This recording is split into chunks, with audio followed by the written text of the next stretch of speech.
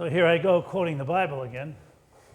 But in Galatians today it says this: help carry one another's burdens, and do not become tired of doing good. You ever get tired of doing good? I mean, it's kind of selfish maybe, but you know, you try to do good stuff and you try to do the right thing, and then you wonder in the end, does it really work? It's easy to back off and do nothing if you really don't feel like what you're doing makes a difference. But then I think of Jesus' words in the gospel for today, where Jesus is in the garden and he is full of anguish, and he says this. He says, Father, if it's possible, take this cup of suffering from me. Then he says, my spirit is willing, but the flesh is weak. That's Jesus. Even he had his doubts whether or not sacrifice and doing good is making a difference. And I can't imagine what God is thinking. You know what? When you think of everything that's going on and all over the world in places like Ukraine and the Middle East, that's where Jesus walked. That's where he shared his message of peace and forgiveness and goodness. That's where this whole thing started. That is sacred ground. So anyway, I walk up to the church this morning. It's still dark, and we have this really simple old wooden nativity out front, and it has a spotlight. And the first thing I saw this morning when I came in was the light shining on the nativity scene.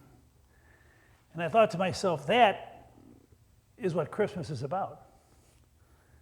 It's the gift that God gives us of his Son, who symbolizes peace and goodwill and the promise of new life. You take away everything else, all the decorations and all the stuff and all the parties. At the very heart and soul of this season is the gift that God gives to each one of us.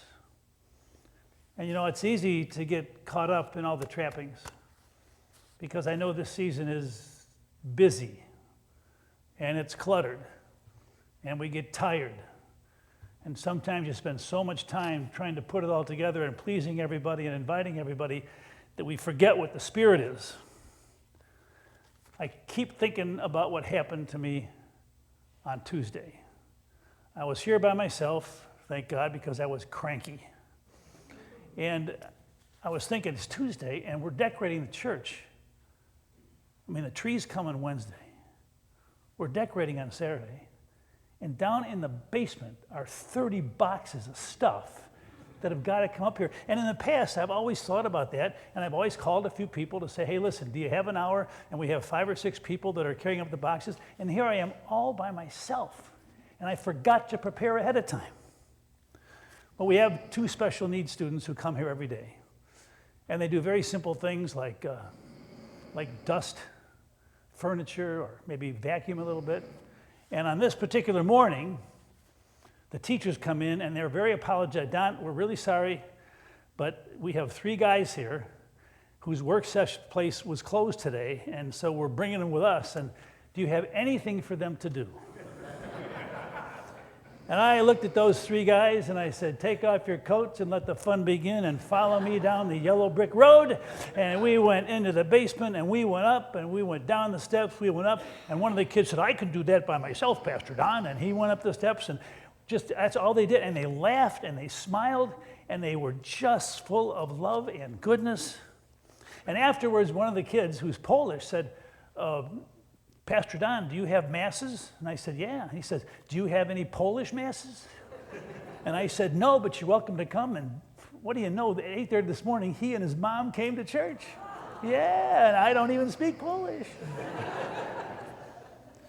And as they left, I gave each one of them a $10 gift certificate to Dunkin' Donuts. You thought I had given them a ticket to Disney World.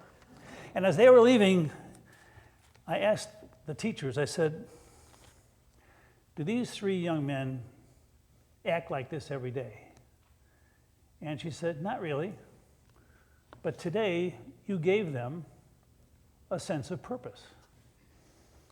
And she said, I'm not telling you anything you probably don't know, but she said, these kids have disabilities, but working hard and a sense of purpose is not one of them. And I realized that those were angels among us. And I was kind of ashamed of myself because sometimes you can look at the season as being very busy and being a burden. You have all kinds of expectations and all kinds of people to please. And here's 3 young men that took an ordinary moment, an ordinary task, and infused those tasks with joy and purpose. And I thank them because they just turned my day, and I think they're going to turn the next month around. What's important and what's not? What's important is your attitude, your spirit, and how we handle ordinary days in ordinary places. So this morning I came in and I thought to myself, oh my gosh, I got to water the trees. And then I thought of those 3 men, and I said to myself, Don, today you get to water the trees. It's a whole different attitude, and it really does make a difference. And I was thinking there's a whole lot of people this morning lying in bed or being in rehab, or maybe they can't walk, maybe they're sick, maybe they're going through a tough time, who wish they could come and water their own tree. Because that's something you can do, and something that I take for granted. And I think of those 3 guys, angels among us, and the joy they brought into ordinary moments. Speaking of doing the right thing, I know each one of you in your own way has had to make a decision that might be a very tough one. Maybe it has to do with something with one of your kids. Maybe it's a loved one. Does she go into a nursing home? Does she get a caregiver? What do we do? Maybe you're trying to decide, do I go to public school or private school? Maybe you're trying to figure out which bill to pay first. Maybe someone is getting married and you wonder now, should we get married in the Lutheran church or should we get married in the Catholic church? Dare I call that minister who says he'll marry almost anybody? And I think of Karen Knox, who passed away this week, and she had to make a tough decision. She knew she wasn't going to get any better. Now, do I stay with a loved one? Do I go into a nursing home? Do I go into hospice? And she made the decision to go into hospice. And she said, I don't want people to think I'm giving up. And I said, Karen, no. You're just making a decision about what's best for you and your family and those you love.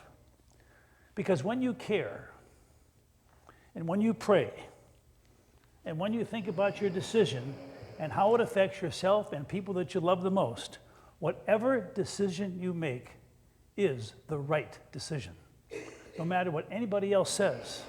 And you may doubt yourself down the line, and you may wish eventually that you would have done something else, but just remember, even Jesus doubted. Even Jesus was afraid.